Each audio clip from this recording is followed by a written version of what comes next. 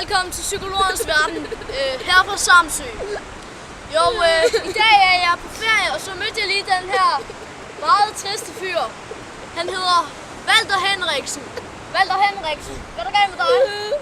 Det er bare mine venner, eller ikke mine venner, jeg har ikke rigtig nogen venner, men dem jeg kalder alle min skole, det er sådan tillidsleje.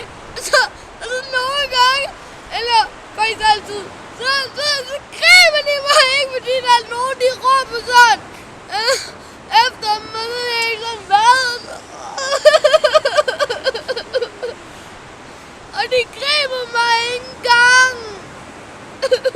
Shit. Jeg kan starte med at spørge, har du haft nogle stærke følelser, Walter? Nej, ikke lige umiddelbart, nej. Jo, så er der kun én ting at gøre. Jo, jeg har tillid til dig.